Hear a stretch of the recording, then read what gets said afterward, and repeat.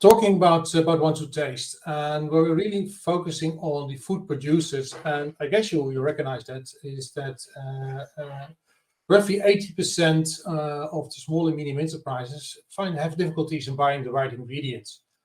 It's either a full pallet load or not available, or your company is too small compared to the big producers, etc., etc.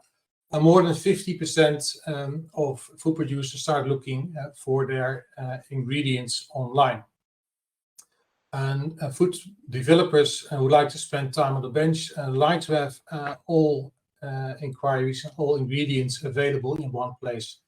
Hence, we have organized that, and in last year we have calculated that they could shorten their search for ingredients and therefore their product development time by even 4 to 6 weeks.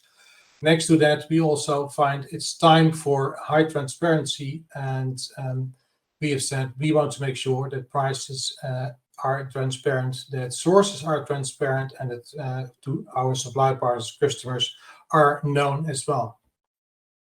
If you look in Want to Taste where we can support you, we can start helping you with product ideation on the left-hand side and all the way to the market launch. We can source ingredients for you. We can provide you with samples. We can provide you with small order quantities.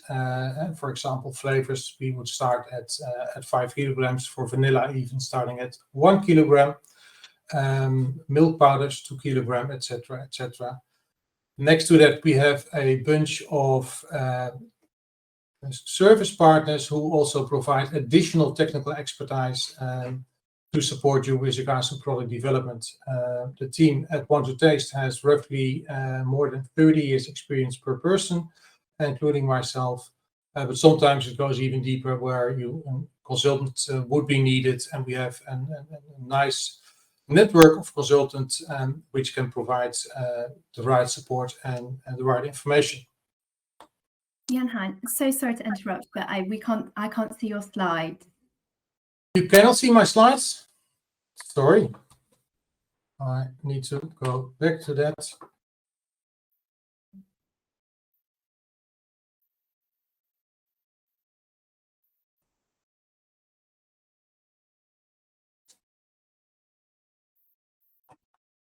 Are the slides visible now? Yes, looks good. Just open up the presentation mode. Perfect. Okay, sorry about that. Perfect. Yeah, I was talking about the things we at Want to Taste offer currently. That's of course ingredients, regular straightforward ingredients in smaller or larger pack size, whenever is required. We can provide you with samples. They are centrally stored within the Netherlands, should be dispatched in 24, maximum 48 hours for all those samples, of course, that are available in our sample store. As mentioned, we have expert advice available online, but also offline, of course. And next to that, we're also looking for, of course, the new to market ingredients, innovative ingredients for innovative product development. We connect you guys with our service partners, consultants with regards to product development, contract manufacturing, and also with regards to supply chain and quality control. I just got a message that my slides are not visible again. Is that true, or is this still visible now? They're fine. Okay, cool. Next to that, we provide also tools, make sure that rapid sensory and marketing testing tool is available. We can support with regards to quality assurance, software, with regards to food safety, and even digital label making software. If you look into some of the names of our trusted partners, it's a big screen full at the moment. Today you will see, of course, Colourfood and RSSL being members of this webinar, and in the future we will have multiple webinars with other partners, of course, as well. If you have any questions in the future, please feel free to contact us. And you can contact me at the address below. This will also be made available to you all, so don't feel the urge to write it down at the moment. Then this leaves me to handing it over to Megan from RSSL, who will talk the next 10 minutes about trends into the bakery industry. Thank you. I'm just going to share my material with you all. Okay. Okay. So, hi everyone. It's really great to be here with you all today. I'm presenting on behalf of RSSL, Reading Scientific Services Ltd. I'm Meg. I'm a senior product development technologist, and I work in the product and ingredient innovation team here at RSSL.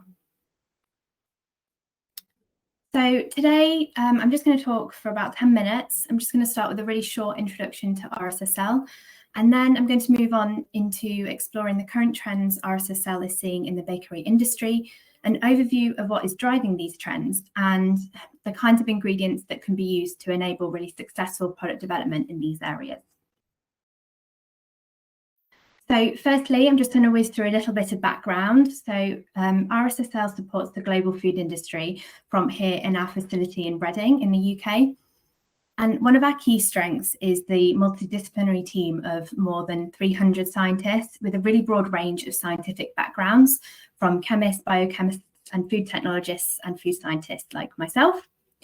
And the project support that we offer is from all stages of the product life cycle, from concept ideation to the whole product development process. We can even help with manufacturing and post-manufacturing support. All projects are tailored and they can include quick support through to more detailed fundamental research. And we can either assist with the whole development process or just undertake components of the innovation projects to complement your own internal teams.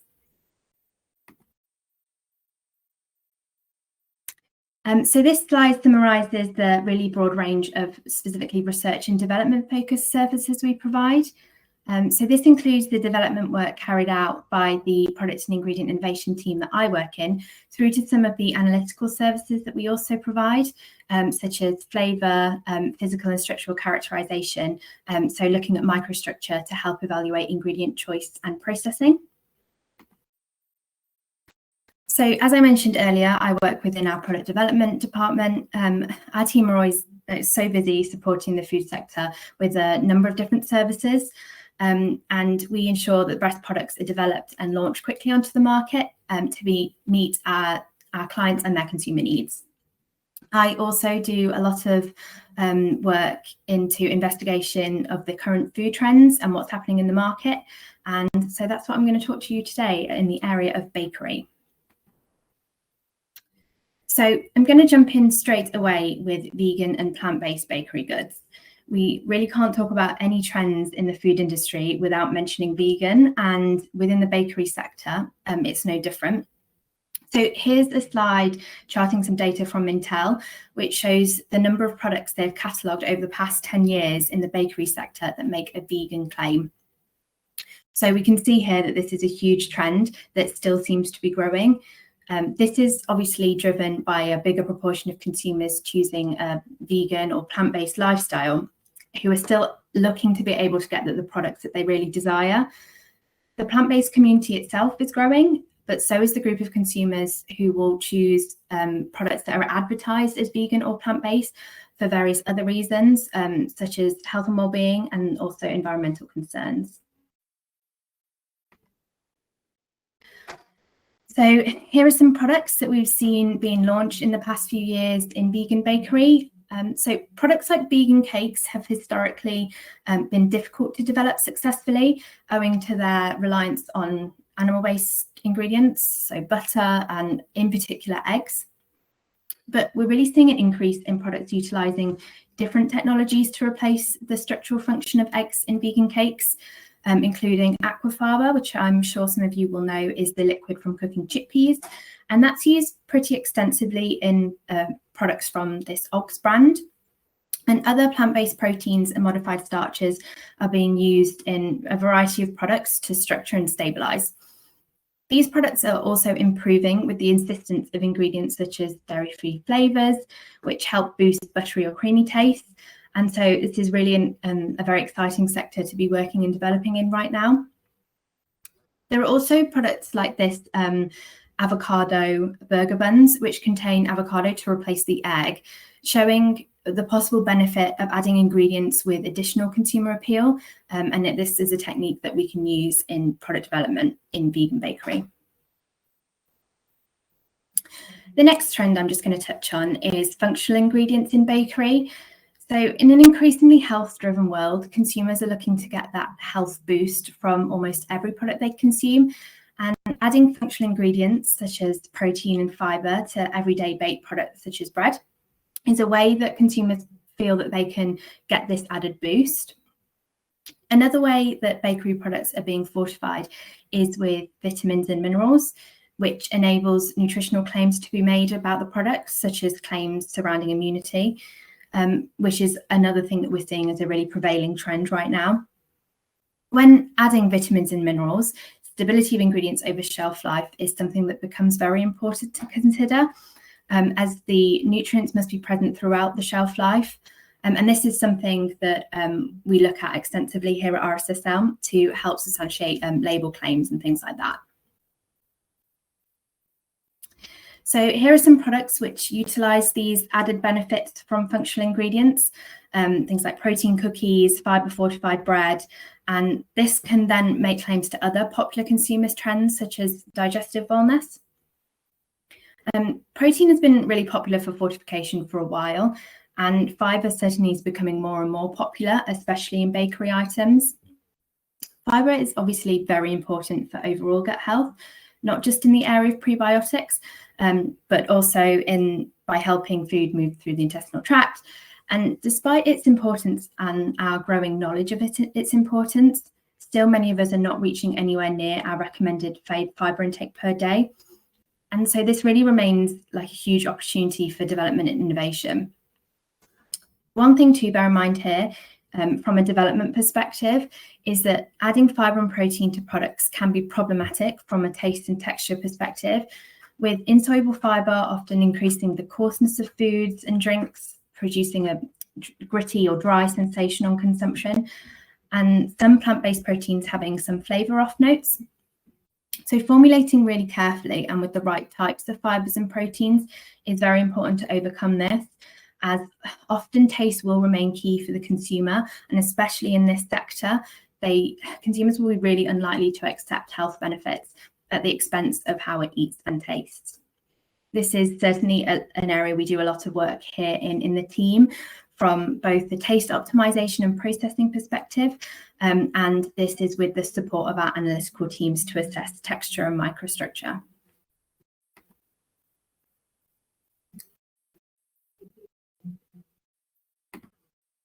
So the final trend I'm going to touch on today is novel appearances. So the bakery sector is definitely one where excitement and interest in appearance is often a driver of purchase with consumers. This means that incorporating bright colours and visuals when developing products can be really important in capturing consumers' imaginations. We're living in a really social media driven world. So these kind of products, which can be snapped and put on Instagram for friends to see, is really part of the appeal, with bakeries having Instagrammable products that get shared virally. Introducing colour to baked goods can be tricky with stability to deliver the colour that's required, especially when keeping them natural, which is often the desire of the consumer, and something that I know Michael is going to talk a lot more about later. The characteristics of the food matrix, such as pH, fat content, and processing that the product undergoes, that can have a big impact on the colour delivery. So just to summarise, there's still plenty of opportunity for innovation and development within the bakery sector, and lots of ways to tempt consumers. There's a lot of development happening here, both with existing and new ingredients, so it's a really exciting area to be keeping an eye on. Developing with these ingredients come with their own challenges, of course, and that's something that we obviously look at detail here at RSSL to assist our clients. Trends like vegan and health and well-being are always going to be the ones that we discuss, but especially when we're talking about these kinds of products, consumer appeal and taste is always going to remain some of the highest importance. So thank you all for listening to my part of the webinar today. If anyone has any questions, feel free to put them in the Ask box and the question and answer box, and we'll answer them at the end, or connect with me or any of the team here at RSSL, and we'll be more than happy to help you. So I'm now going to hand over to Michael to continue today. Thank you very much. So I'm going to start in a second. Sorry, it kicked me out earlier because my internet connection was kind of bad. But let's start. So my name is Michael. I'm from Colourfood Professional. I hope you can all see my screen first. A little check here.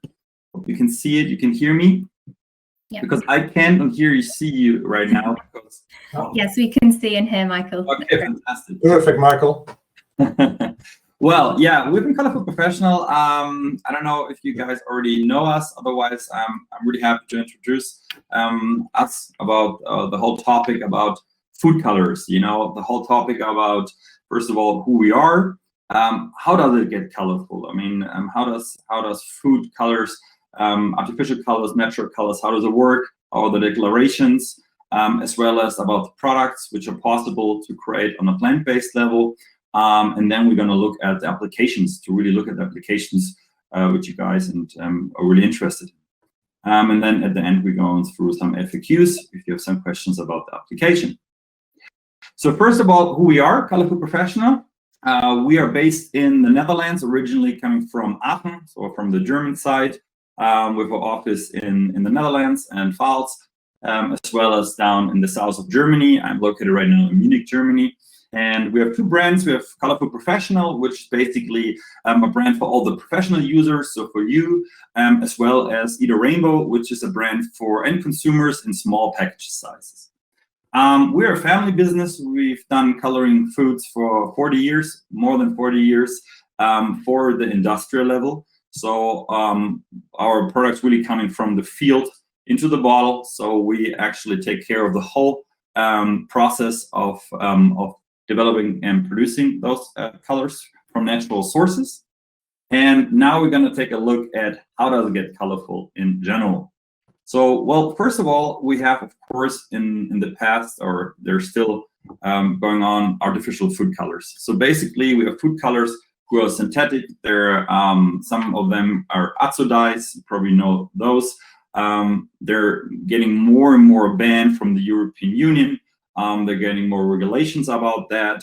So those are colors I would say are used for the past. They have some really great abilities to color, of course, but otherwise they're not more into the modern type of how to produce a natural food color, as well as natural food colors we have.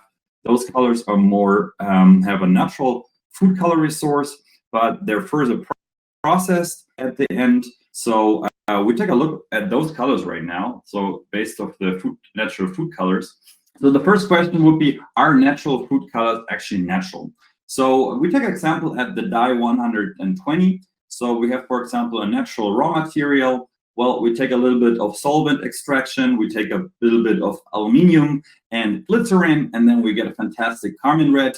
Of course, this is a really short process here I'm going to show, but basically it really shows you how it works. And the big question about natural food colors are those colors actually really natural? So we can all ask this question ourselves, because if you take like a raw material like this and process that, through that process it just shows you, we get red carmine, and which are still used into coloring food.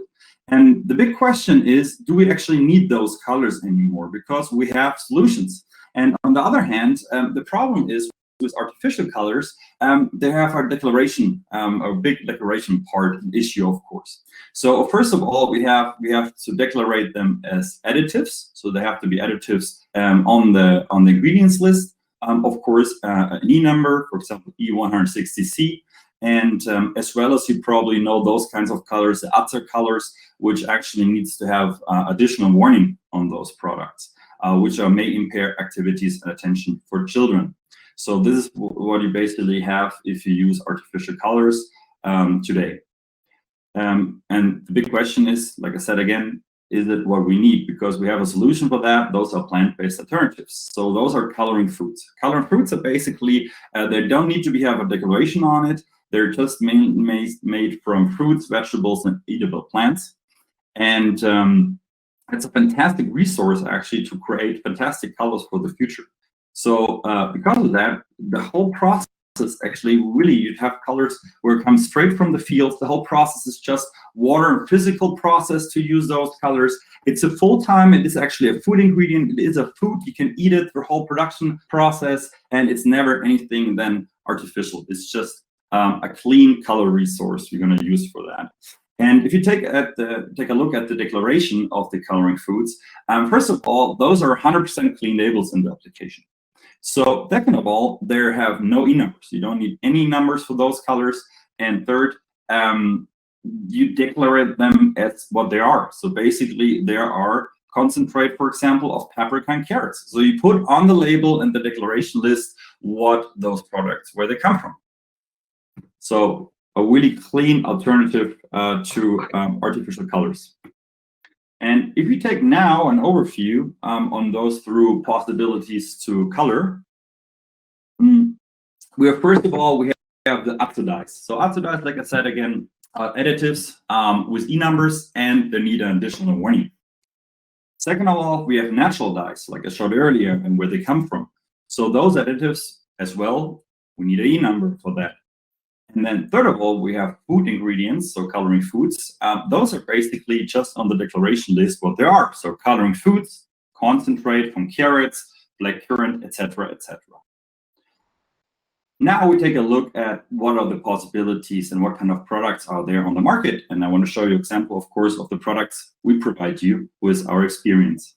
So our products from Colourfood Professional, we have a liquid range. First of all, we have 7 fantastic colors on the liquid side. So from red, orange, yellow, green, and blue. And we have those in 3 different sizes.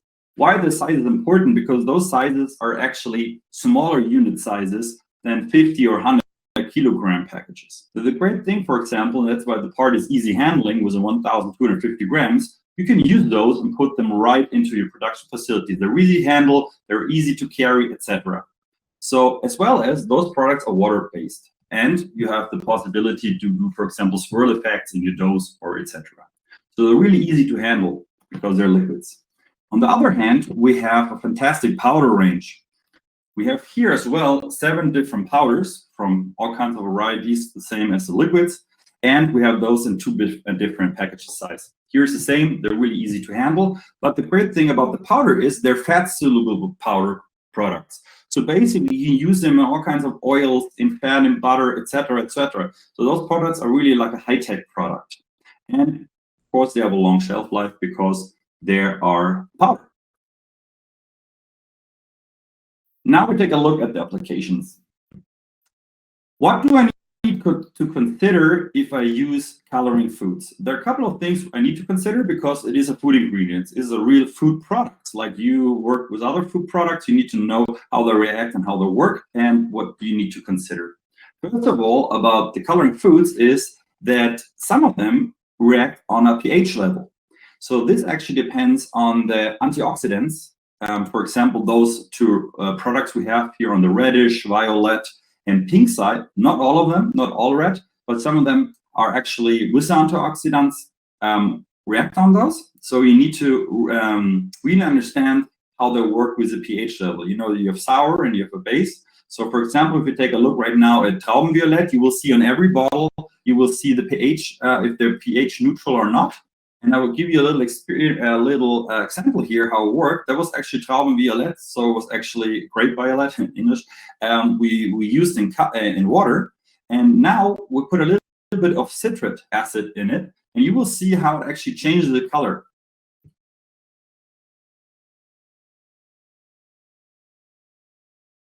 So now actually it turns from violet to red, and you can even go into like a deeper red.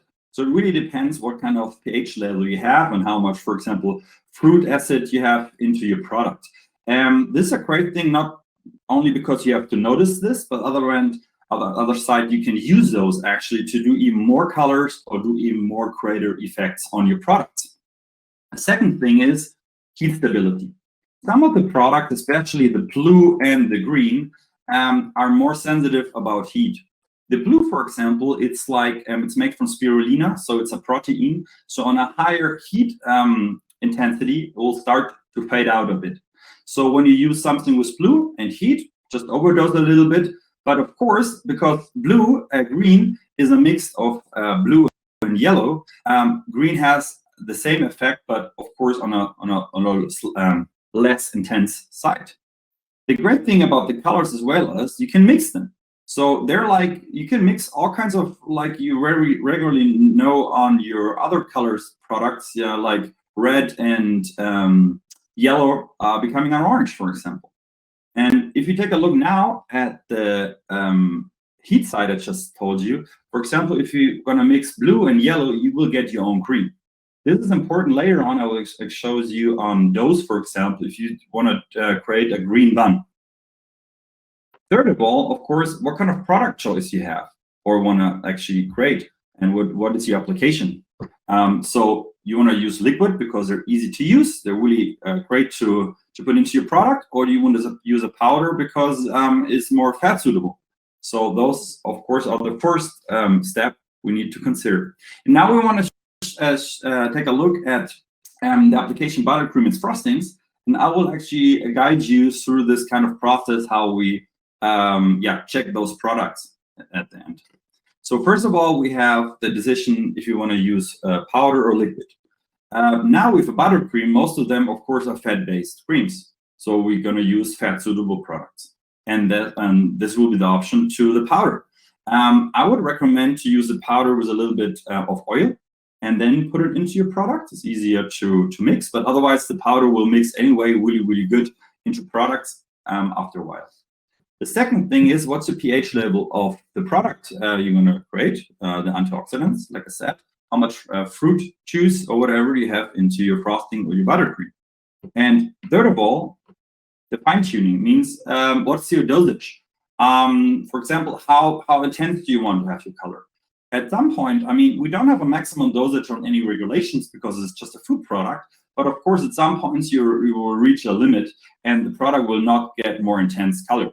So it really depends how intense you want to have it. And third of all is, do you want, which color do you want to create? For example, if you want to use a powder, we don't have an orange in our product range, but it's really easy to use a red and a yellow powder to create your own orange. And now if we take a look of the whole overview, for example, of the buttercreams, we have like all kind of different shades you can create. I mean, really from intense colors, lighter colors. You can mix, and it really depends on the dosage you're going to use. For example, some of the products have like 0.3%. Means if you use like use 3 grams on a 100 gram application, and you will create those kinds of products. So you don't need a lot most of the time because the products are really intense. Second, we're going to take a look at glazings and toppings. So here we have, of course, on the one hand side, the liquid fondant, for example. So I would recommend here a liquid product. They're really easy to use. They're a little transparent, like we see here on the top. You can create amazing colors here. Really depends how high the dosage will be. For example, if you're going to use royal icing with egg white, you need to consider that egg white has a high pH level. So some of the products you're going to use, you will change the color a bit. But if you use, for example, citrus or a little bit of fruit, whatever you put into your product, you will create the color you really like to achieve. Otherwise, I would recommend to put the color not directly into the egg white and use it later on. Just create your base first and then later on put the color inside. This is, by the way, what I also would recommend. For example, if you do something with heat, do your process, do your base, do your gelée, whatever you like to create, but put the color inside the product at the end so you don't stress the color as much. And if you do so, you will create amazing output. Now, checked here, pH level, we checked the temperature, and we checked the color you can actually basically mix. And here I would recommend probably the powder, or otherwise you can even use the liquid. It really depends how high the fat volume is, or how you feel more comfortable about using the product. Using doughs. Dough works really great with bakery products. You see here a couple of applications. First of all the pictures you see here are really made with coloring foods. So they're really possible to create those colors. You can create amazing red up here on the right-hand side, even the croissants. We use here strawberry red, for example. Down here at the green cupcake, it's really interesting, like I said earlier, about the heat stability. So you have like the blue, what I said is more heat intensive, more heat sensible. And to do so for those kinds of products, I would recommend using a blue, let's say, for example, 2.3%, and using a little bit of a yellow with, let's say, 0.5%. So you create your own green. This green will be really intense, and you can see here on top, it will be more like this. But after a while, after getting the heating process, it will end up like this. So we'll have we created amazing green ones, to be honest. Of course, you always need to check next to that how much heat you put up here top. So I really would recommend to bake it really, really careful, slow, and give the product some time to bake. This is the part about the mixing. I would recommend liquid here because liquid are really easy to use in your dough. Otherwise, you have to think about how much water you put into your product. If you use a lot of liquid coloring food, of course, limit a little bit the water you use in your product, but it works really perfect. You can create amazing products out of here. Third of all, chocolate. So what do we need to consider about chocolate? Chocolates are great with the powder. Like I said, the powder, oops, I was so fast. The powder are for the fat suitable products. So they're great to color chocolate products. If you create an orange, for example, here, you can mix your own powders. Yeah, they're basically really easy to create chocolate products out of those products. There's nothing really what I need to tell you about using that in coloring product and chocolate products. Macarons were a little bit more intense, of course. Here you have the part of the egg white. So the egg white is the pH level. You have to, if you want to use some pink, for example, you have to consider putting some citrus acid inside to bring the pH level down to create your own more reddish color.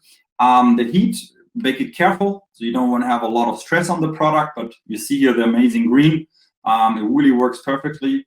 And you can mix them, like I said earlier, as well as I would use the powder because you don't bring a lot of water or humidity into the product. So with the powder, it works really amazing, and you get amazing results on macarons. A really clean product.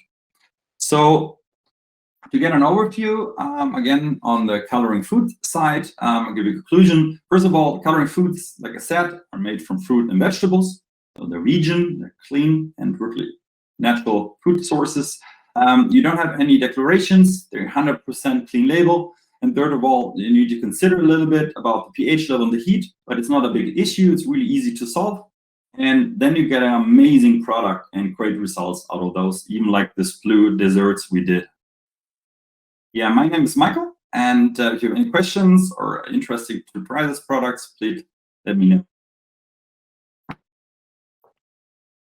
Like I said, I don't see anybody right now. I hope you're still there.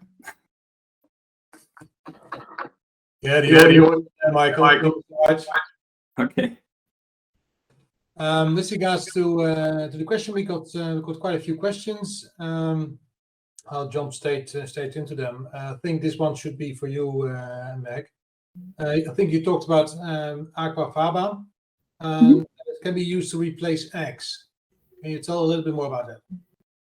Yeah, so aquafaba is used most often to replace egg white, and this is because of the functional properties that it has, and this is because of the proteins and starches and carbohydrates that get released into the water when the chickpeas cook.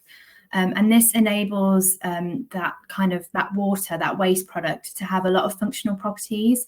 So things like foaming, stabilizing, and that's why we can use that as a vegan alternative to eggs or egg whites in these bakery products. Okay, thank you. Then I got two questions with regards to fortification in bakery. Do you see that happening? Is there an increase or not? And I think the question here was also, are there any published resources or guidance on vitamin retention that you can share or suggest to use? So on the first one, I think, yeah, I mean, obviously we are seeing more and more foods being fortified for various reasons. I'd say we're seeing some of these things like the vitamins to be added to be able to make other claims surrounding health and well-being, and that's kind of where the trend is going. And I would say it's happening a lot more in these kind of everyday products rather than in this sort of sweet goods area. So your breads, things like that people are consuming every day.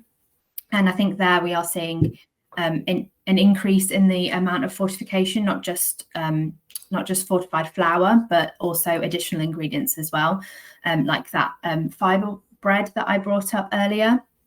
In terms of, I don't know anything off the top of my head in terms of published guidance, but it is something that we do an awful lot of work in, and my functional ingredients team here at RSSL are experts in. So maybe we can connect separately to whoever asked that question to have a chat about how we might be able to give a bit of guidance there, definitely. Okay, thank you.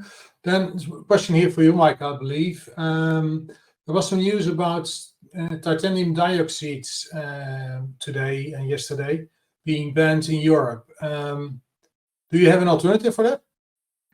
Not yet. It is a really difficult topic. I know. We're working on that, to be honest, but it's really hard to find a solution for that. There are not, from the coloring food side, there are not products I can provide you with yet. But like I said, we're working on that, and as soon as we have a solution here, we'll of course publish that. You said not yet. It sounds promising. Would you have any ideas about a timeline? Sorry, I can't. No, I really have to figure. No, I can't say anything yet. It is a big topic. We know that, but it's still in process.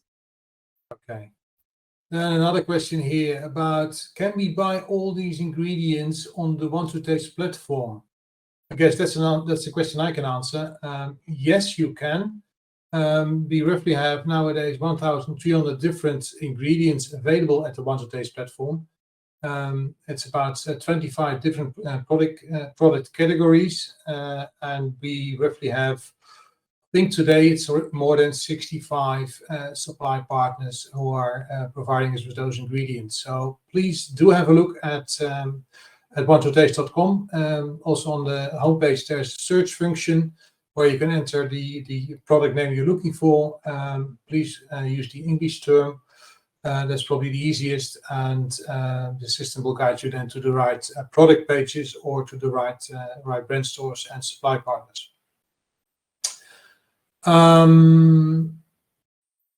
Then there's not, people keep going on titanium dioxide. Megan, do you see an alternative for that?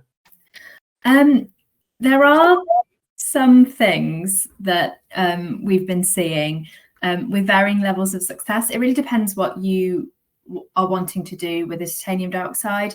So if you're looking at trying to increase as it is like a cloudiner to make something like beverages cloudy and stuff. There are some alternatives that we are seeing coming through in terms of actually the colouring things as white as titanium dioxide is. It is something that we haven't found anything as of yet that does the job, but it is something that we have seen that our clients are asking for as well.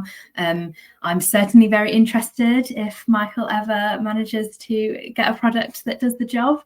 But yeah, some things in the area of some rice derived ingredients and things like that that is coming through. Yeah. Cool. Then another question here from Michael. Coloring foodstuff, Michael, can it also be used for organic or biological applications, and as well as for vegan applications? Regarding the organic bio part, it is difficult to be honest, because I mean, our range is not organic on this day. We're looking forward to provide the customers with options for artificial colors, to have a real natural source for colors. But because of the raw material and raw ingredients we use, it is not possible to create a full range of colors like we have them on organic level yet. So they're not organic yet. They are completely clean label, yes, and they have a natural raw materials source, yes. Vegan, all those products are vegan. There have no animal source whatsoever in the product, so they're vegan products. Okay. Then a more general question here. Would we be able, I think that's for all three of us, to share recipes, example recipes, for example? I know we do at Want to Taste, but I think Megan, Michael, would you have also application examples, for example, available for the audience? Yeah, yes, we do. If you go to colourfood.com we have their great list of recipes. All those products we showed here in the presentation, like I said, are made with our colors. They're real products, and there are recipes on them as well. Yes.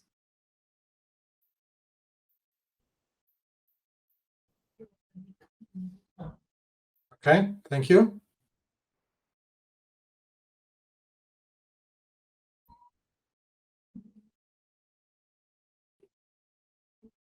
Again? Oh, sorry. You're always waiting for me. We don't we work with our clients to develop their specific recipes for the product that we're helping them develop. So yes, come and talk to us. We can help, but we don't have published recipes as such. Okay. Then before we still have some questions to answer, but you'll also see on your screen something about the free sample. And if you all attendees, we have a set of 14 powdered coloring food samples available. That's if you can use the coupon code, which is called bakery_web_0303, then you will get the samples for free. You only then pay for the shipping. That coupon is valid until March 31st. And of course, where can you then order? Very easily. You just go to wanttotaste.com and then look for Colourfood Professional. There you see the sample kit, which says 7 samples, but that's ×2. And order that. Please use your coupon code at checkout, and we'll make sure you will receive the samples in due time. So please feel free to ask.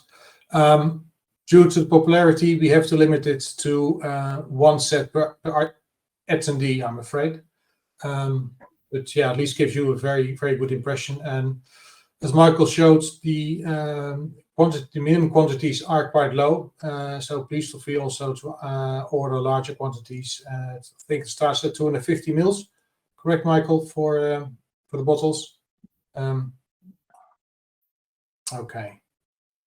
Your voice is quite bad, Michael, at the moment. Well, I said yes. Better. We do have a smaller size too, but we have a 250 grams bottle. It's great to use. As of course, if you need more, you can use a 1,250 gram bottle. Maybe I want to say really quick about the shelf life of the product, is if you're curious about that.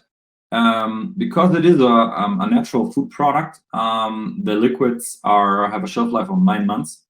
And if you open them, like other food products, you need to keep them fridged, cold, and they have a shelf life of 60 days then. So to start with, you can, of course, use then smaller quantities. That's why we created smaller bottles. And the powder are more than 12 months, so you're easy with the powders. Just keep them closed and well sealed, closed, and dry. They have a long shelf life. Okay. Then a question, if there would be a recording available of this webinar. Yes, we will try to make a recording available. And when and how will be shared by mail early next week to the attendees. Again, here, get questions on the screen, questions on my phone. How can including vitamins be used to make immunity claims on products? I think that's one for you, Meg. Yeah. Obviously, I mentioned briefly that immunity is like another trend that we're really seeing growing popularity, obviously with the current situation.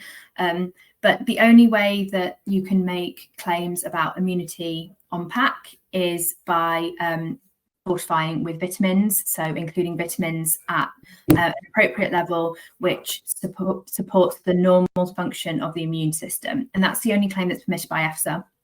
So the way that we're seeing companies, manufacturers be able to talk about immunity is through including vitamins in the product and including them at specific levels. And then confirming that those levels are present throughout shelf life. So yeah, we do a lot of work on that. Is that nowadays the biggest upcoming trend, also with regards to functional ingredients, or do you see others as well? Yeah, I think when we're talking about functional ingredients in bakery, I think the biggest trend that I see actually growing is this area of ingredients for gut health, and these fiber fortified things, even the addition of probiotics and things like that. I think that's going to be, it's already started, but I think that is the trend that we're talking about growing the most at the minute in terms of what's being added to these products. Well, you're talking about pre and postbiotics, I presume. Yeah, so prebiotic fibers is used most often. So things like inulin, which is the sort of the most common way of making these claims around supporting, the digestive wellness. But also we're seeing emergence of things like shelf-stable probiotics in the kind of ingredients area, which are being added to more products. And then we're also even further into the future, we're seeing things in the area of postbiotics, which is a whole other thing that is coming through. And I just think gut health and digestive wellness is kind of a trend that's really gathering steam at the minute. Okay. Then I got a thank you from Pakistan. Thank you for the great informative webinar. I get a few more here, people thinking about a great presentation. Believe that also brings us to the end of this webinar. May I thank you both for your input and your very informative information. There will be a next, because this is one of the series, will be next one on beverages on April 7th. Again, different topic, but same kind of application areas and ideas. Please feel free to join that one as well. In the meantime, if you have any questions, feel free to contact us. You've seen our contact details in the presentation. Presentations will be shared with the recording, and yeah, looking forward to speak to you guys soon. Thank you very much. Fantastic. Thank you. Thank you all. Bye bye. Thank you. Bye.